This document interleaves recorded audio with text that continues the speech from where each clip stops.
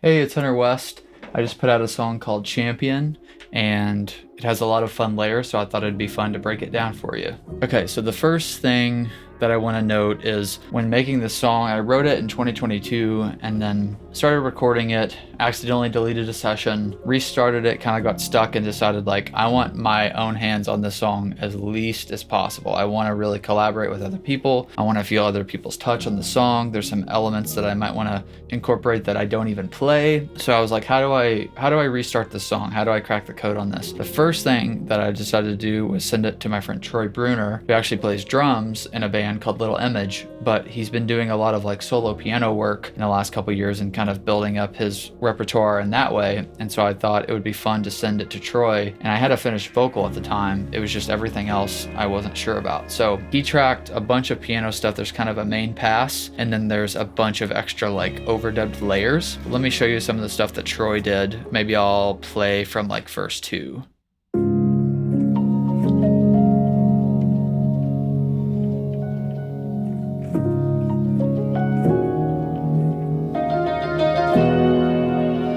So it's a very textural piano, and then there's all these really cool little throws and moments that he overdubbed that were really special. He also, without me asking, tracked some minimal electric guitars, very like textural, particularly between verse 2 and the bridge.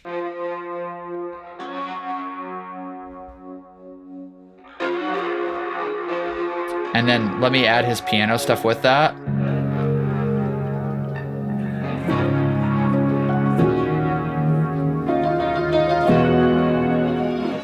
That really opened my mind, and I was like, okay, now I can start to see what I need to do with this song. Typically how I'd start a song is tracking drums, but since this one had started piano, I was like, okay, let's go ahead and get some drums on this. Who can I ask? If I could ask any player in the world to play on this, who would I want? And there's this guy, Rob Humphreys, that's based in LA, and I was living in LA at the time. This was last year, and so I reached out to Rob, lucky enough that he got back. I was like, hey, this song is sick, would love to play on it. And these drum sounds are like some of my favorite I've ever worked on. Obviously, I didn't play them, but I had the pleasure of mixing them and putting them all together with all the other layers I'm going to show you. So let me play Rob's drums here, starting in verse 2.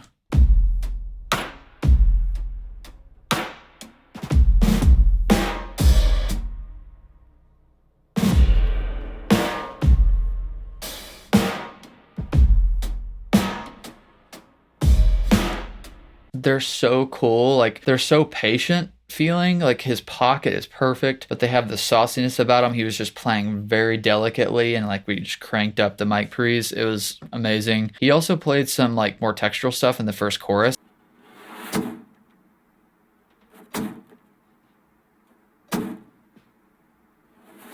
So very textural, light touch stuff. But what he also did was he brought in this little like weird little synth drum machine kind of y thing. I shouldn't call it a drum machine, but it's like a synth, but it's made of wood, and you can like tap on it and touch certain things, and it creates feedback. And I don't know, it's very, maybe I'll put a picture of it on the screen here. Basically, he took a couple passes just like playing around with that, and then I incorporated that a lot to create like the percussion alongside some like verb hits that I think Troy sent me, and then there's some cymbal accents that he also played on the kit. Let me add in the full kit with the perk stuff.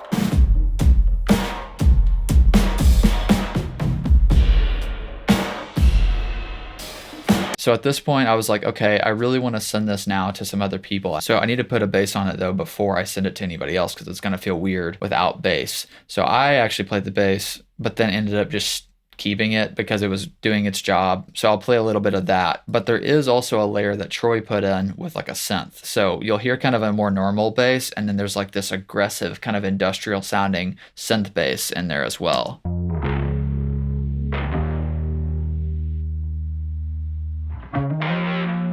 Let's bring in the drums and the perk too.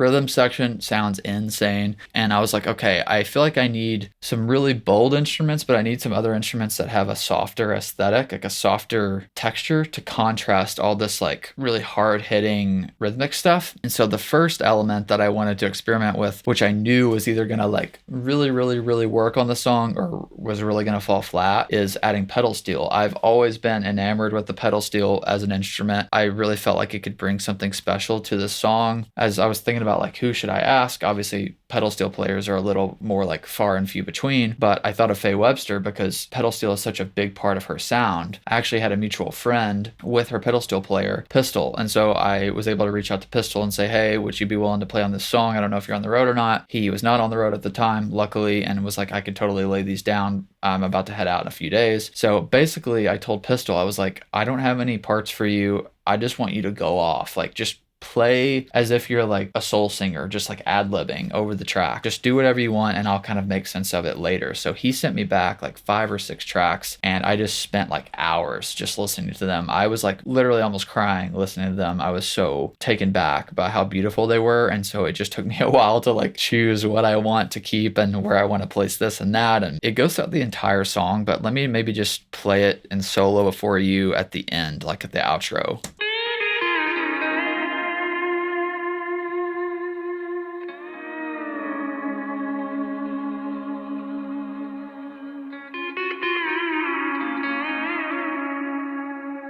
Just an absolutely insane instrument. It'd maybe be fun to play like the rhythm section with the pedal still added so you can kind of understand what I was working with at this point. There is also this added piano, I should say. I realized that after I got all the piano stuff from Troy later in the process of the song, I felt like I wanted a few extra parts that I was hearing, so I actually played da da da da da da da da da kind of rhythmic part alongside Troy's parts.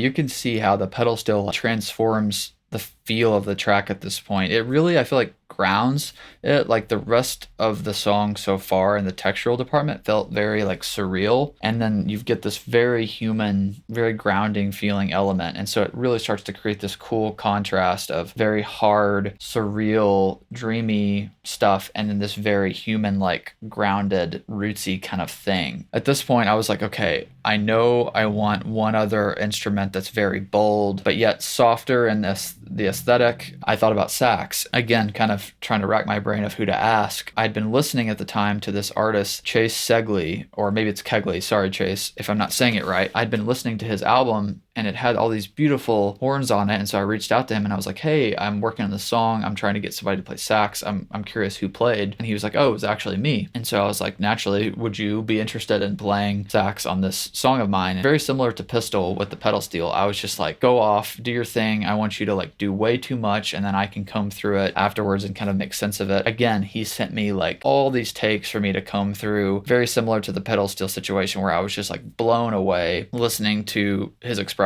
on the instrument on my song. Really kind of found a cool push and pull with the pedal steel and the sax. They overlap a little bit, but I tried to kind of orchestrate it to where when one is coming forward, the other one kind of backs away and vice versa. So let me play Chase's sax part somewhere close to the outro because it's really special in the back half of the song.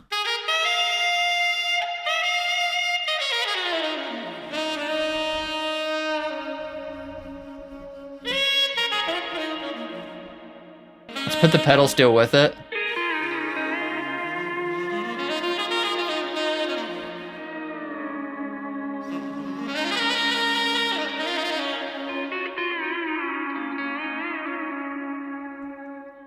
So the contrast of those two instruments together, it's like the sax has a ton of bite, but it feels very human, and then the pedal steel is very smooth and very human. Like both of these elements on top of this very like hard hitting kind of moving all together rhythm section just like started to create the entire essence of what the song became. There's also a lot of textural sax elements up front at the top of the song. I asked Chase to kind of do some like paddy stuff.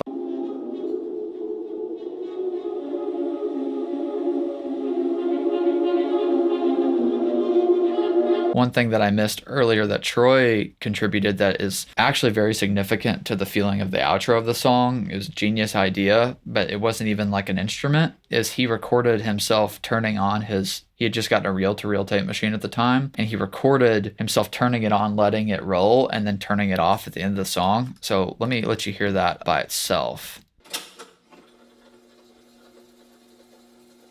The sort of scene change feel that it gives the outro is really special. Let me play that for you in context.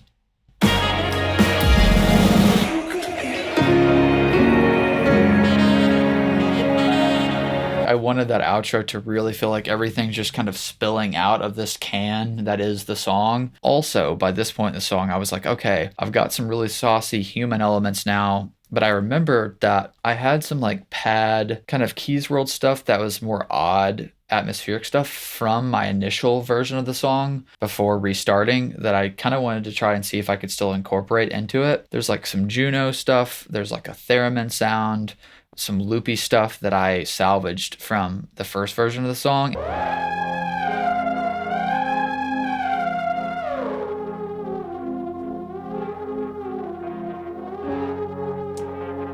So by this point, I'm like, okay, the song is feeling really, really, really good in every section other than the bridge. At the time, like the bridge just felt like it was a little more empty than the rest of the song. I hadn't really cracked the code on the bridge. And then I eventually determined I need one other like powerful instrument to come into play here. And I knew I wanted the bridge to take a little bit of a turn. And so naturally I thought like cinematic, elegant, dramatic strings. Like that's the thing that makes the most sense. And so I reached out to Collins McLaughlin, who's based here in Nashville. I didn't really give him any specifics. I didn't, have an existent like thing orchestrated for him to play to. I was like, if you're cool with it, I'd love for you to just do your thing, like orchestrate your own parts. The strings come in chorus 1, but they really have their moment to shine in the bridge because like I said, I was kind of waiting for something to come into play and take center stage as a mood shifter in the bridge. And so let me play you Collins' parts.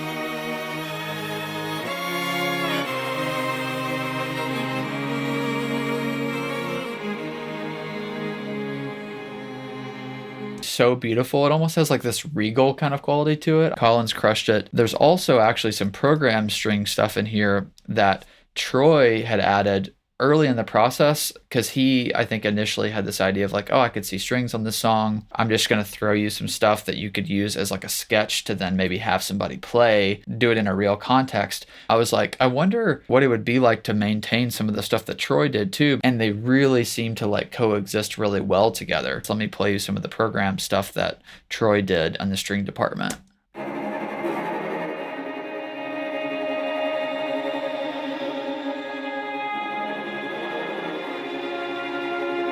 Or even like, here's some of the end of the bridge with both Collins' real strings and Troy's program strings together.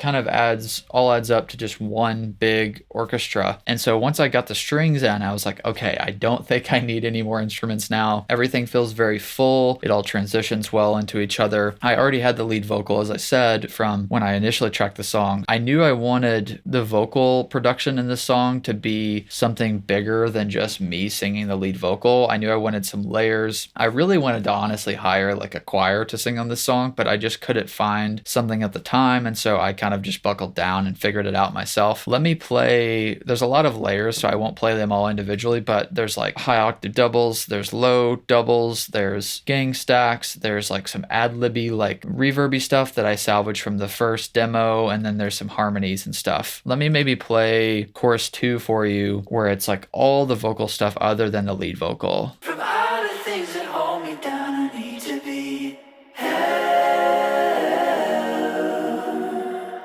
When I feel the lights going out, give me some help, so I can try and make you proud, to see me doing better now. So I really kind of wanted this like angelic quality, but let me play now all those layers alongside the lead vocal so you can kind of hear them all and how they stack against each other. So this is all vocals together. From all the things that hold me down, I need to be held. When I feel the lights going out, give me some help, so I can try and make you proud, to see me doing better now. So I think that's basically everything. I just thought it would be really fun to go through and show you some of the layers, how I built this song. So honored that all of these very talented players and collaborators were willing to play on this song. Honestly, like a life-changing experience for me, and showing me how important collaboration can be and what it can bring to the table. I kind of pieced it all together, made sense of it, pulled it through my own lens in production, and then I mixed it and sent it to my friend Matt Martin to master, and it lives on as you hear it today. So if you haven't checked it out, please go listen to the song. It's very special to me, and thanks for checking this out.